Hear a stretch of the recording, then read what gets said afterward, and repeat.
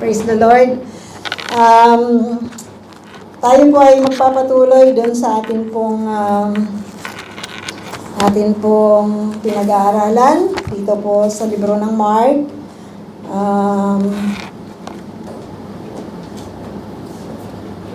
Babasahin po natin ang lahat. Pwede po bang tumayo tayong lahat, mga kapatid, para mas feel natin yung atin pong babasahin? Sundan niyo po ako dito.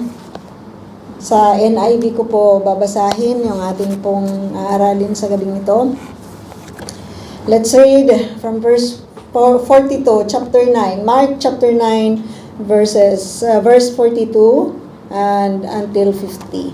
Sabi dito, "And if anyone causes one of these little ones who believe in me to sin, it would be better for him to be thrown into the sea with a large millstone tied around his neck. If your hand causes you to sin, cut it off. It is better for you to enter life maimed than with two hands to go into hell, where the fire never goes out." Hindi ba tayo magkapareho? Sumabay po kayo sa akin. Verse 45, "And if your foot causes you to sin, cut it off." Sabayan niyo po. Ha? Magkaiba?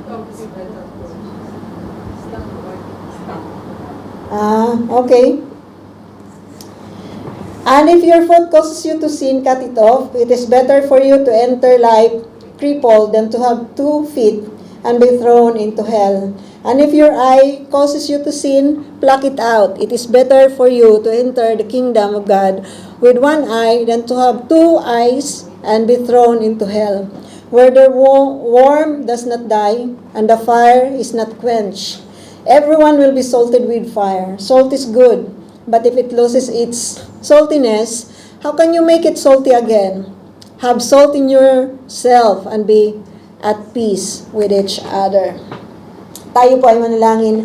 Panginoong Diyos, pinupuri ka po namin, Ama, at salamat sa mga salitang ito na inyo pong pinagkaloob sa amin upang mapag-aralan po namin, Ama. Dalangin po namin ang patuloy nyo pong pangunguna, pagre-reveal, O Lord God, ng inyo pong mga salita sa amin. Lord, with fear and trembling, Panginoon, dalangin po namin na tunay nga pong tanggapin namin ang inyong mga salita with 2 hands, Lord God, with an open heart and mind, O Lord God, na ito, Panginoon, tunay na mag-manifest sa amin pong mga buhay, ipamuhay po namin. Ito, Panginoon, ay magbago sa amin, Lord, maglinis sa amin, O God, mag-satisfy sa amin, O Diyos, kagaya po ng inyo pong mga promise, Lord God. Maraming salamat po sa inyo, truly God, na sinasaway namin sa kapangyarihan ng Panginoong Jesus ang lahat ng mga distraction, Lord, sa aming kalagitnaan. Help us, Lord, to focus to your word, Panginoon, as we hear this, Father God. Truly, Lord, let it be like what you said, Lord God, a river, flowing water, Panginoon, na dadaloy sa amin. Ito pong aming dalangin, Panginoon, na may pasasalamat, pagsamba at pagluwalhati sa pangalan ng Panginoong Jesus. Amen. So tayo po ay makakaupo na, mga kapatid. Ayon. So, dito po sa ating pong aaralin sa gabing ito, yung title po dito po sa aking Bible ay Causing to Sin. Sa Tagalog, mayroon po yung iba, causing others to stumble. Now, mayroon din pong iba, sa Tagalog, ano pong nakalagay doon? Sanhi ng pagkakasala. No? So, ang ating pong title na ibinigay po natin sa gabing ito ay Protective Measures of the Lord Jesus. No? So, yung objective ng ating pong pag-aaralan, according to the Lord, is for the believers to prosper to eternal life. No, so yung aim, yung goal ng isang mananampalataya is eternal life. Kasi mga kapatid, kung tayo pa tatanggap sa Panginoong Jesus at wala naman po talaga tayong eternal life, does it matters? Di po ba? Di parang pareho lang din tayo, sabi ni Pablo, sa iba. no? So, ang pinaka-focus natin, pinaka-main goal natin is to really finish our life sa mundong ito na tunay na nagiging kalugod-lugod sa ating Panginoon. No, ano po ba ang nagbibigay sa atin ng kaligtasan?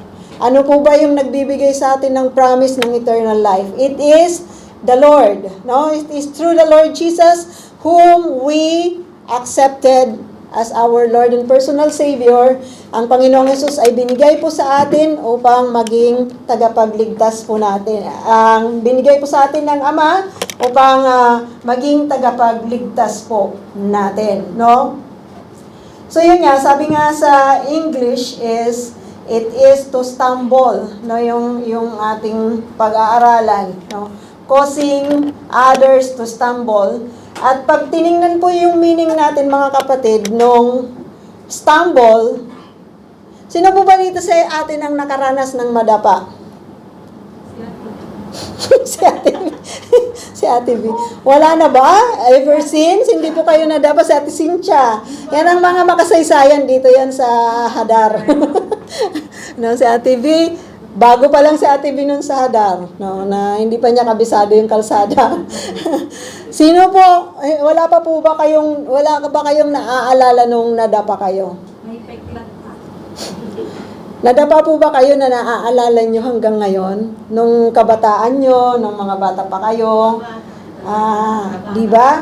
Madalas yon, lalo na kung mga makukulit tayong mga bata, tayo po ay nadadapa, no? Tayo po ay nadadapa. At hindi po magandang madapa. At madalas, pag nadadapa ka, mayroong nakaharang, no? Mayroong bato, may nakaharang sa yung daraanan, kaya ka nadapa. Minsan naman yung paa mo rin ang nagpapadapa sa'yo. Hinaharangan ng isang paa, yung isang paa, kaya ka ay nadadapa, natitrip ka. So, yon. So, mahirap pong madapa. Mahirap po. At nung bata ko, pag nadadapa ako, tumitingin kagad ako sa paligid ko kasi parang nakakahiyang madapa, ano. Nakakahiyang madapa, kaya lilingon-lingon ako sa paligid ko kung may nakakita. At pag walang nakakita, kunyari, gaganong-ganong ka lang. Kunyari, walang nangyari. So, sa mga mananampalataya pala, kagaya natin, ay pwede din tayong madapa. At ang pagkadapa ng isang mananampalataya, ay pwede pong hindi tayo makabangon na muli. Para dun sa mga iba na mahina, hindi po tayo makabangon na muli. Nung nakaraan po, ang ating pong pinag-aralan, naalala niyo po ba kung sino yung nandito? Naalala niyo po ba yung ating pinag-aralan? Kung tungkol po saan yon? Naalala niyo po ba? It is about humility, di po ba? Pinag-aralan natin tungkol po sa humbleness. At sinabi doon sa ating pinag-aralan, kasi di ba tinatanong nila kung sino yung mas dakila, so who is the greatest. At sabi ng Panginoon, kung gusto niyo maging dakila, kailangan kayo yung maging last, no?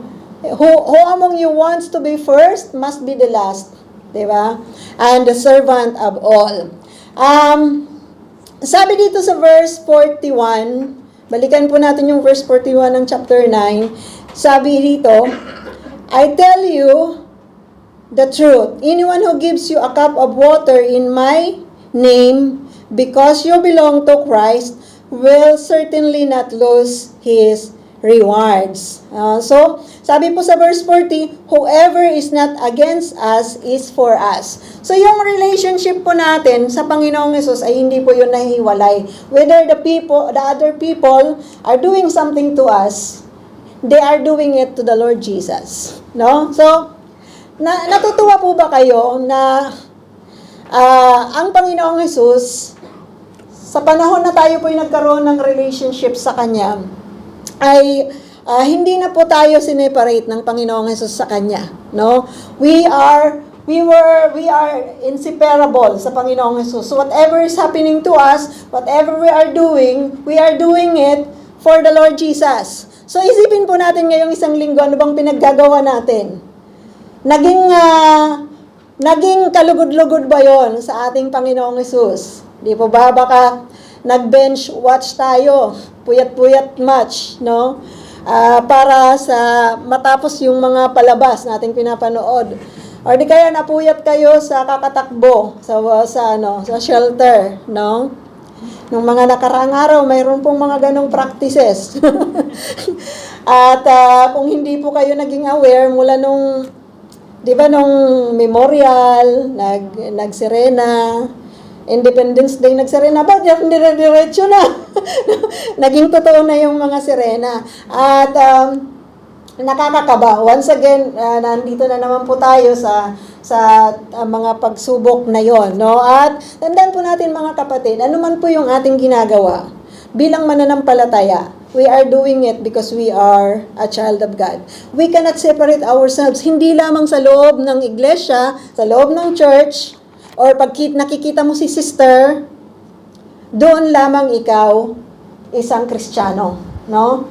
Kahit ikaw ay nag-aalaga sa employer mo, kahit nasa gym ka, kahit ikaw ay nag-iisa, nagluluto ng ulam mo, consider yourself na lagi mong kasama ang personality ng Panginoong Hesus sa buhay mo. So don't separate yourself from the Lord Jesus. Kasi sabi niya dito, ano man ang ginagawa ng iba, no, ginagawa nila yon sa akin. Kung ano yung ginagawa ng iba para sa inyo na mga mananampalataya, ginagawa nila yon sa akin. So whatever you do to your brothers and sisters, ginagawa nyo yon para sa Panginoong Jesus. So that is the very lesson na ating i-quote ngayong gabi mga kapatid.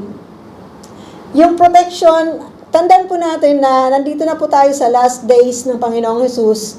And the Lord Jesus was focusing to His disciples, the 12 disciples, para turuan niya ang 12 na disciple na ito na maging handa sa kanila pong pagmiministeryo pagka sila po ay iniwan ng Panginoon. So these are intimate words of the Lord Jesus to His followers or to His disciples, no, sa mga estudyante. These are not the things na kasama yung mga ibang mga tao, no, na kasama doon sa 5,000 na pinakain niya, no. So ang mga disciple na lamang po ang nandito kasi gusto ng Panginoong Hesus, kagaya ng napag-aralan natin nung nakaraan, naturuan sila. So we are going to have 3 points mga kapatid dito po sa ating pag-aaral kung paano po pinoprotect ng Panginoong Hesus ang ating relationship sa Kanya or yung ating spiritual na buhay, no? How the Lord Jesus is protecting us, no, doon sa ating relationship. So, unang-una, dito po sa verse 42 ng ating pong pag-aaral, sabi dito, if anyone causes one of these little ones, those who believe in me, to stumble, it would be better for them if a large millstone were hung around their neck and they were thrown into the sea. Grabe, no? So makikita po natin that our Lord, the Lord Jesus is our defender. Tayo man po, sabi dito, if anyone causes one of these little ones. So yung in-example nung nakaraan, yung mga bata na maliliit, at tinuruan tayo ng Panginoong Jesus that we should accept the those little children. No? So in example natin that the little children can be us. Iba-iba po tayo ng ugali, mayroon pong katigasan ng ulo natin, mayroon pong mahina, mayroon yung kung ano-anong klaseng mayroon yung walang pasensya, di po ba, mayroon yung pasaway lagi. No, mayroon talaga yung kahinaan din kasi, yung kahinaan na parang sasabihin mo hindi ko alam. Lahat na lang hindi mo alam. Minsan nakakainis 'yon. Kung wala kang sablanot sa iyong kapatid, maiinis ka, no, nasasabihin lagi, hindi ko alam. Yung parang, lagi mo na lang siyang dinadala. So, sinabi ng Panginoong Jesus na kung may mga kagaya nitong mga bata, accept them. No? So, He is telling us now, na sabi niya, if anyone causes one of these little ones, those who believe in me, to stumble, kung mayroong nagkukos, sabi ko nga kanina, nadadapa tayo because something is nandyan sa dinadaanan natin, kaya tayo nadadapa, no? Nadadapa tayo because something causes us to stumble. At yun yung example ng Panginoong Jesus. Sinabi niya dito, mas maganda pa, sabi niya, natalian na lang yung liig niya ng millstone. Alam niyo yon, sino pong nakakita dito ng mga gilingan? Yung mga gilingan ng unang panahon na hinihila ng donkey, malaki yung mga gilingan na yon, no? Kagaya ng gilingan ng mga olives. No, talagang sino po yung nakasama sa Catherine na trip? Yon, 'di ba mayroon doon yung may donkey na umiikot na gano'n na nakatusok sa kahoy at umiikot yung donkey pa gano'n-gano'n. Ang ginawa natin noon, tayo na yung naging donkey, tayo na yung naghila-hila pa gano'n-gano'n, no? So, gano'n kabigat, ang hirap-hirap nun hilahin. Sabi ng Panginoong Hesus, mas maganda na lang na ilagay yon sa leeg ng taong nagkukos for someone to stumble at ihulog sa dagat. So most of the people, especially these disciples, hindi po nila alam ang dagat. Hindi po sila hindi po nila kabisado yung dagat. Ang alam po nila, lake. Di po ba? Yung Sea of Galilee. It's not the sea of, yung dagat mismo sa Mediterranean, ang alam nila. Pero ang alam nila, yung Sea of Galilee, the Lake of Galilee, no? Yung Kinneret Lake. Yun po yung alam nila. So kung alam niyo yun mga kapatid, kung sasabihin na sa Sea of Galilee kayo hulog, pwede ka pang makaahon doon. No, kasi ano yun, sarado. Pwede ka pang mahanap. Kung doon ka sa dagat, ihuhulog na mayroong itatali sa leeg mo na isang bato na pinakamabigat. Hindi ka na talaga aahon doon. So pinapakita lang ng Panginoong Hesus that He will defend His little ones. Sinasabihan niya tayo na dapat ganun din ang ating gagawin. Dahil kung sino man ang gagawa ng kasalanan sa kanila, ganun ang dapat nakaparusahan. Dapat sa'yo ihagis sa dagat na may tali ang leeg ng mabigat na bato. Grabe, no? Napaka-extreme ng words ng Panginoong Hesus. In order for those disciples to understand na mahalaga ang mga mananampalataya, mahalaga yung mga mahihina, no? That we should help one another, mga kapatid. There are times na ako mas mahina kaysa sa inyo. And you are there helping me to understand kung ano dapat yung aking gagawin in order for me to continue to pursue my spiritual life. There are times na akala natin strong tayo, pero tayo po yung mahina. No, kasi strong tayo in another aspects ng buhay, hindi sa spiritual na buhay, at mahina tayong i-focus ang ating mind doon sa mga spiritual things which are very important. Wala pong ibang mahalaga sa ating buhay, mga kapatid, kundi yung i-focus natin ang ating mga sarili sa spiritual na mga bagay. Huwag po tayong magpapalito whether we are doing something else, kagaya ng halimbawa, kagaya ni Sister Magdalena, naghahanap siya ng trabaho. Pwede nating sabihin na hindi naman yun spiritual, kaya pwedeng hindi na niya ibilang yung kanyang spiritual life. Pero alam nyo, whatever we are doing it in spiritual sense. Now, we can do it in spiritual sense. Tayong mga mananampalataya, we should do it in spiritual sense.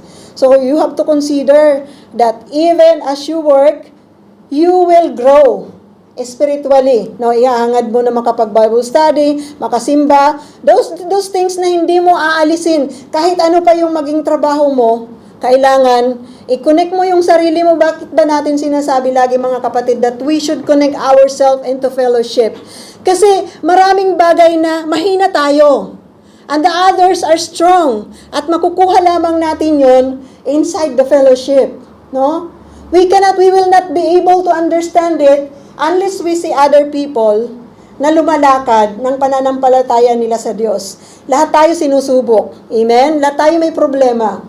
Pero tandaan po natin na bawat pagsubok natin, mayroon dyan kapatid na nakaranas na niyan.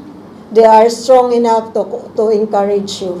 So, kailangan po ikinukonek natin ang ating sarili. Kaya gusto ng Lord na lagi po tayong ikinukonek ang ating sarili sa mga ibang mananampalataya. So, we should really care for others and we should accept the care of others. Kasi minsan, humbleness din yun. Amen? Humbleness din yon na pag sinasabihan ka ng iba, tatanggapin mo yung kanilang salita. Amen? Kasi mahirap pong tumanggap ng mga salita ng iba. Lalo na pag hindi mo naman hinihiling. Hindi mo gusto yung advice nila, pero nag-a-advise sila because they care for you. No? So, mahirap pong tumanggap nun at it needs humbleness. No? So, mga kapatid, huwag tayong maglalagay ng ating example. For example, sinasabi din natin, malakas ako sa Panginoon, wala akong pakialam sa inyo. Do you think it is good to do that? Hindi pwede, magiging stumbling block ka ng kapatid mo. Sasabihin, ba't kaya itong kapatid na to parang walang pakialam? Sasalita lang siya kung anong gusto niya. Hindi niya iniisip kung nasa ang level ba ang kausap niya. No? Sabi dito sa 1 Corinthians 8, 9 to 13, be careful, however, that the exercise of your right does not become a stumbling block to the weak. For if someone with a weak conscience sees you with all your knowledge, eating in an idol's temple, won't that person be emboldened to eat what is sacrificed to idols? So this weak brother or sister for whom Christ died is destroyed by your knowledge. When you sin against them in this way and wound their weak conscience, you sin against Christ. Therefore, if what I eat causes my brother or sister to fall into sin, I will never eat meat again, so that I will not cause them to fall.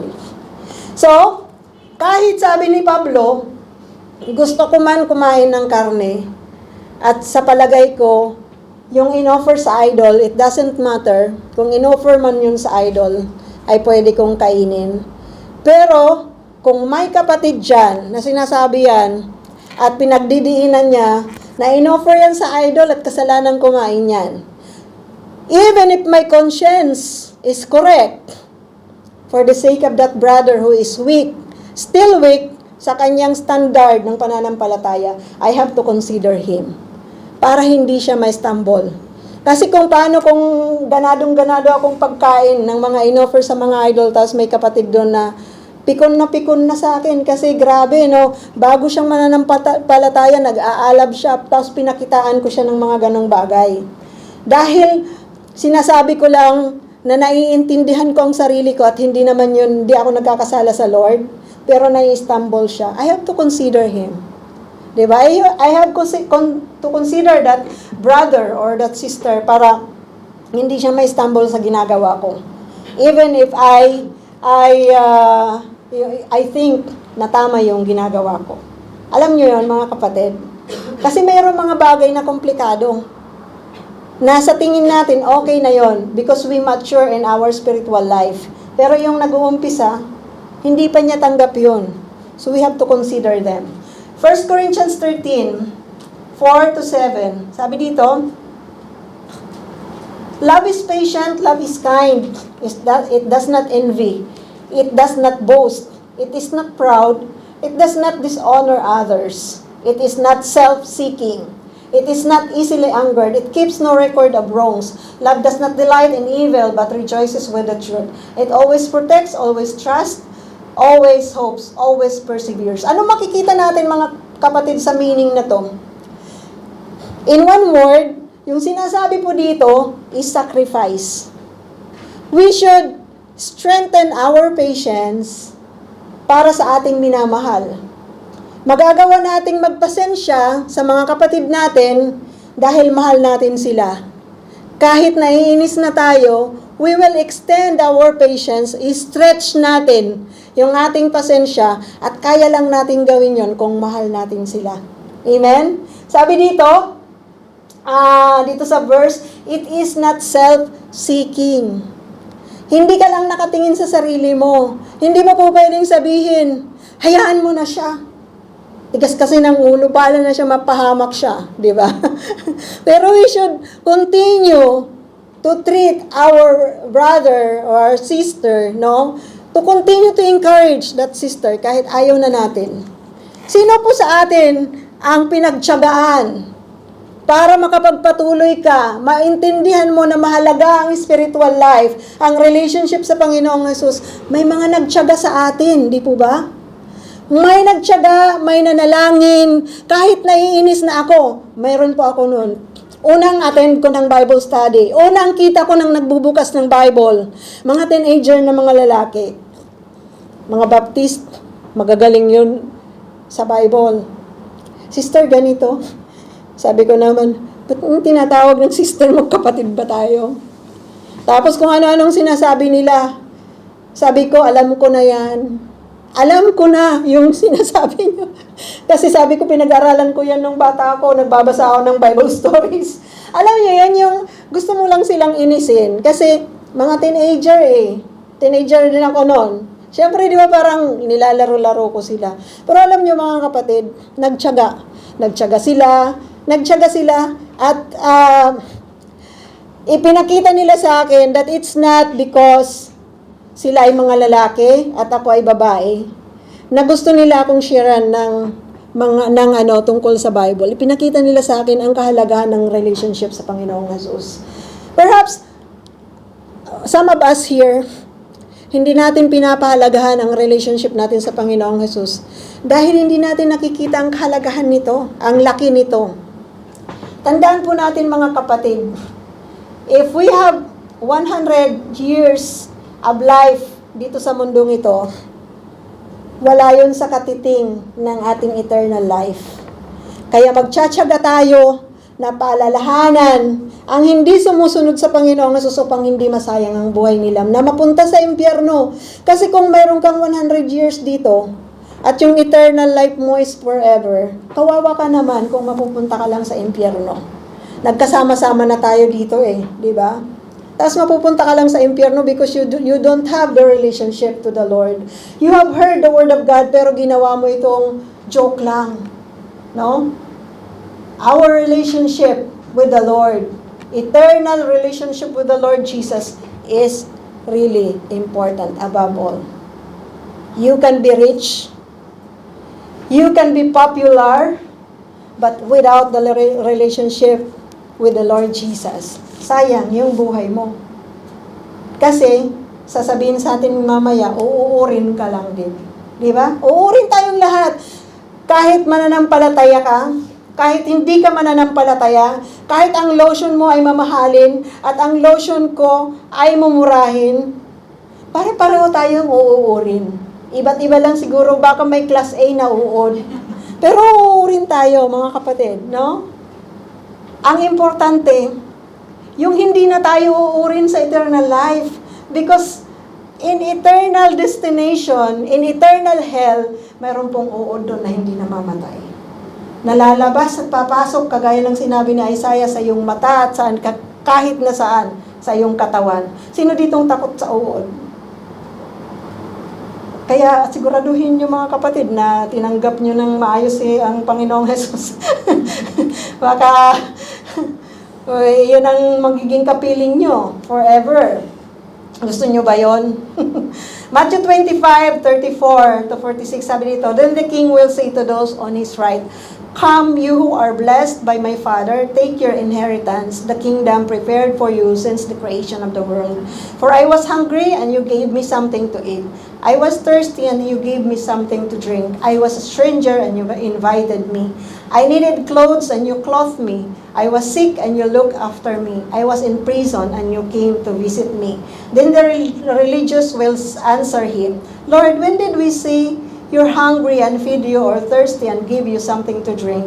When did we see you, a stranger, and invite you in, or needing clothes and clothe you? When did we see you sick or in prison and go to visit you? The king will reply, truly I tell you, whatever you did for one of the least of these brothers and sisters of mine, you did for me.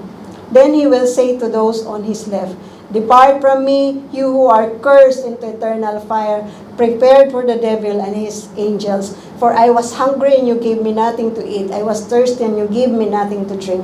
I was a stranger, and you did not invite me in. I needed clothes, and you did not clothe me. I was sick and in prison, and you did not look after me. They also will answer, Lord, when did we see you hungry or thirsty or stranger or needing clothes or sick or in prison and did not help you?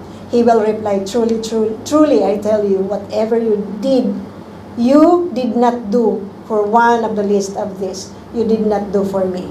Then they will go away to eternal punishment, but the righteous to eternal life.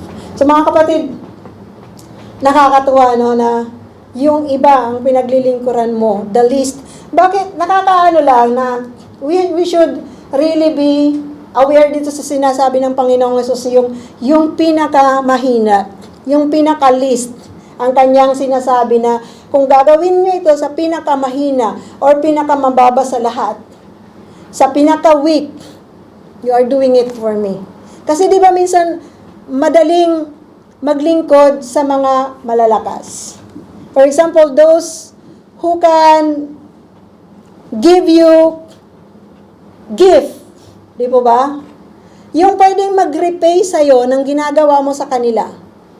Bawa, in-advisean ka, makakapag-advise ka rin. Or binigyan mo ng cake, bibigyan ka rin ng cake. Pero dun sa mga mahihina, di po ba? Mahirap yung hindi ka nare-repay yung ginagawa mong mabuti. Pero nakakatuwa lang, because God is reminding us that we are doing it. Kung ginagawa natin ito sa ating mga brothers and sisters, we are doing it as we are doing it to Him. Kaya nga ang paalala sa atin, sabi ni Pablo, whatever you do, do it as if to the Lord and not to men. Kasi, we will be accountable.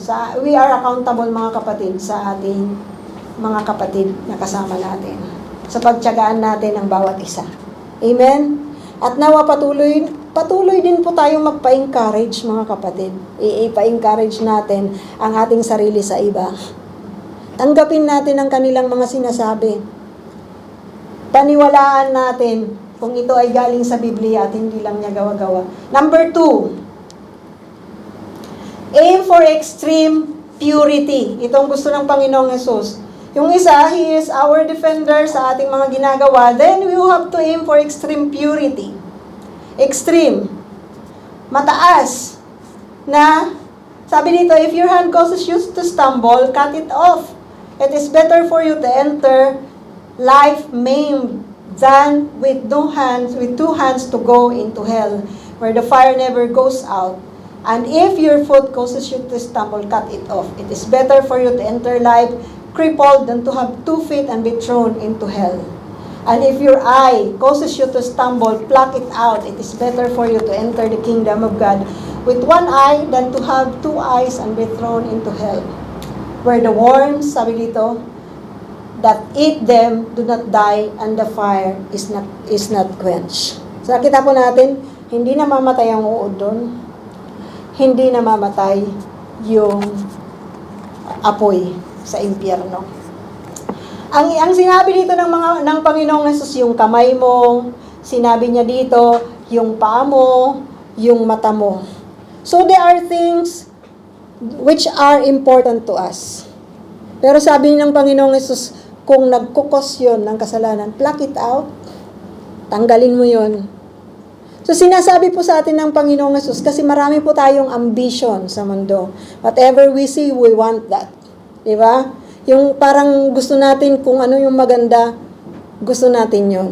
So yung mga pangarap natin, mga worldly things na nakikita natin, ay maglalayo sa atin sa Panginoon. Tanggalin na lang natin yung mata natin.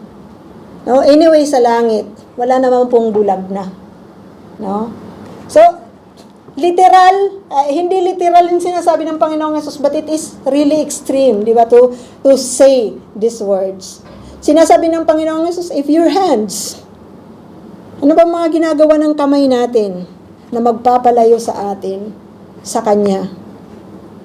Kung itong mga kamay natin ay magkukos sa atin para tayo ay mapunta sa impyerno, na hindi namamatay yung apoy doon, putulin na lang natin yung kamay. So mga kapatid, sabi ng Panginoong Hesus, if you want to follow me, you have to deny yourself, you have to pick up your cross and follow me. Sinabi niya rin, if you want to follow me, if you want to serve me, you have to deny your brother, your sister, your mother, your father, lahat ng mga malalapit sa iyo, and follow me. You have to hate them. So, ibig sabihin, mga kapatid, if we want to honor God, if we want to follow the Lord, tanggalin natin yung mga bagay na magkukos sa atin to stumble in some things. Money is not sin. Amen? Gusto natin, kaya nga tayo nagtatrabaho so that pagkatapusan or sa ika-10 ng buwan, tayo po ay nakakatanggap. Amen? Ng pera. Kasi kailangan natin yon. Dahil hindi ka naman pwedeng mag-super na sasabihin mo, I am a Christian. Diba? Money is important. Kailangan natin yun. Lalo na pag nagkakasakit ka sa Pilipinas, kailangan mo talaga yung pera. Pero tandaan po natin, mga kapatid, that the love is money is the root of all evil. So kung nandun ang focus mo, nandun kaya ka gumagawa para doon, yun na lang lagi ang nakikita mo, kung ano yung pagkakapirahan mo, tanggalin mo lahat ng mga yun. Amen? So yun yung sinasabi ng Panginoon sa atin, we have to desire purity sa buhay natin. We have to desire it sa ating mga buhay, mga kapatid. At para hindi po tayo mapunta dun sa kapiling natin ng mga uod at yung pong fire na hindi po namamatay. Number 3, be seasoned with grace. With grace, grace. Si grace. Everyone will be salted with fire. Sabi dito, salt is good, but if it loses its saltiness, how can you make it salty again? Have salt among yourselves and be at peace with each other. So mga kapatid, sa atin pong atin pong relationship with one another, we should not be a stumbling block, but an encouragement to other people. We have to be seasoned with love, with grace, yung pagmamahal ng gagaling sa Panginoon, with gentleness to our brothers and sisters. Kailangan po na mayroon po tayong ganun. Ano po ba ang ginagawa ng salt sa mga buhay po, sa pagkain, lalo na nung unang panahon? Pampalasa. Ano pa? Preservative. Di po ba? Mahalaga siya, lalo na nung unang panahon, kasi preservative siya. Without salt, nasisira po yung mga pagkain. Kahit ngayon, nakakain pa rin po natin yung mga preserve na mga pagkain na kung paano nila preserve dati. Yung mga beef jerky, di ba? Yung mga vegetable na pinipreserve ng asin. Yan na yung mga ginagawa nila dati pa. Yung mga olives na pinipreserve ng asin, no? Ginagawa nila yon dati pa, mga kapatid. So tayo, we should continue to really live a life seasoned with grace. Yung may salt tayo, mayroon tayong gustong gawin sa kapwa natin so that yung kapwa na yan, yung kapatid natin na yan, magpatuloy sa pananampalataya niya. Kahit ano yan, gusto mo siyang ilibre para magsimba lang siya or mag-aral siya ng Bible, mashiran mo siya ng Bible, isama mo siya sa isang lugar na mag-i-enjoy siya para mashiran mo siya tungkol sa Diyos. Di ba? Bisitahin mo siya sa bahay niya, kung pwede. Ipanalangin mo siya, tawagan mo siya ngayon, wala naman ng di ba? Hindi mahal yung pagtawag. So gawin po natin yon, i-encourage natin ang ating mga kapatid.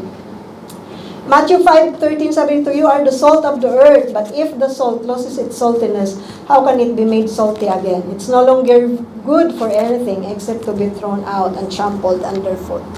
So yung mga unang panahon daw, yung mga salt ay hinahaluan ng iba. Kaya sinasabi dito ng Panginoong Hesus, if it's not pure, nawawala yung kanyang saltiness.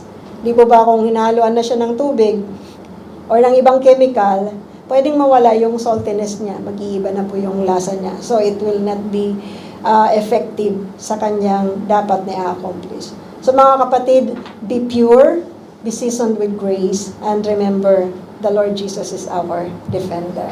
No? So, tayo pong lahat ay tumayo, at tayo po ay pupunta sa ating pong communion.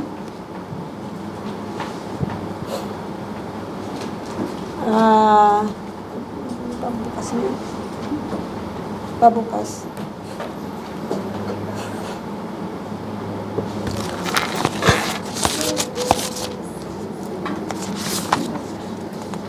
Amen. So So as we do the communion, mga kapatid, ipinapaalala po nito lagi sa atin that the Lord Jesus is the Savior and we have accepted Him as our Savior. No? As we drink the cup, the wine, and the bread na nagsisimbolo ng dugo ng Panginoong Hesus at ng katawan ng Panginoong Hesus na nasakripisyo sa krus. We remember yung pong pangako niya na tayo po ay babalikan niya, no, sa kanya pong nakatakdang panahon. Babalikan niya po tayo upang kunin kung nasaan siya. Hindi pa niya tayo nakakalimutan. Tandaan po natin, hindi tayo nakakalimutan ng Panginoon. Tayo po ay babalikan niya at kukunin po niya tayo sa kalangitan. So, this will remind us, mga kapatid, ng pag-asa na mayroon po tayo, no, sa ating pong Panginoon. So as we distribute this, personal po tayong manalangin sa ating Diyos. Magpasalamat tayo sa ating Panginoon sa ginagawa niya sa ating mga buhay. Na binibigyan tayo ng pagkakataon, ng mga resources upang tayo ay makapagpatuloy. So, pwede po ba kayong pumunta na lang dito? You get your bread and your wine.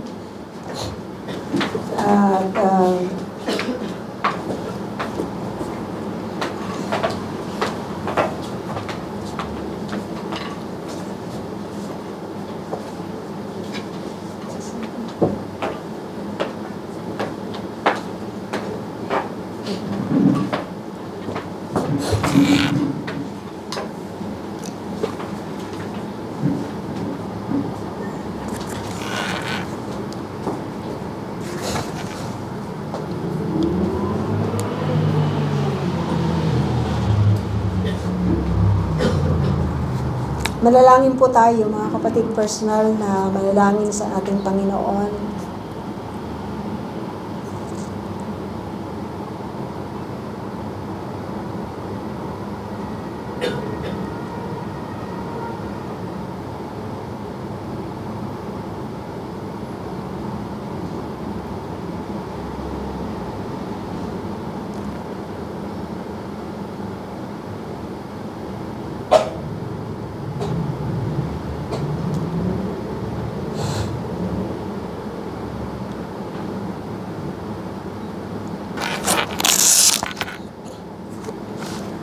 Tas po natin ang tinapay.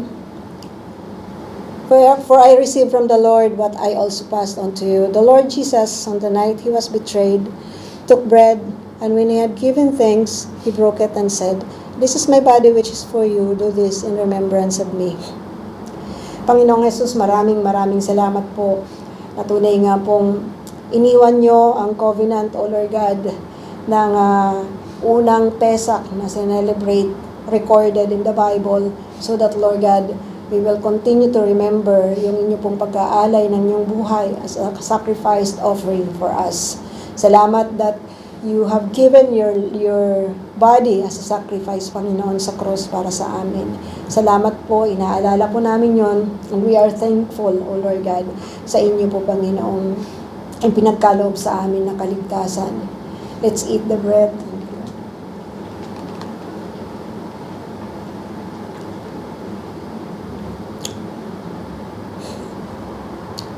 Tas po natin ang wine. In the same way, after supper, He took the cup, saying, "This cup is the new covenant in my blood. Do this whenever you drink it in remembrance of me." Panginoong Hesus, maraming salamat. Dahil tunay nga pong binigyan niyo po kami ng new covenant. The old covenant, the first covenant, Panginoon, ay sarado sa mga hintil. But you have opened, Lord God, the new covenant of grace for us, so Lord God. Langin po namin na patuloy po naming alalahanin na kayo, Panginoon, ang nagbuhos ng inyong dugo upang kami, Panginoon, ay mahugasan, mabigyan ng kaligtasan, Panginoon. Salamat, Lord God, sa inyo pong ibinigay sa aming kaligtasang spiritual, kaligtasan eternal, Panginoon, na may pangako pong eternal na buhay, O Diyos. Patuloy na kayo po ang aming pinasasalamatan, dinadakilan. We are grateful, Panginoon, that you have given us the chance, understanding to really receive you as our Lord and personal Savior. Lord, sa inyo po ang papuri. Let's drink the wine.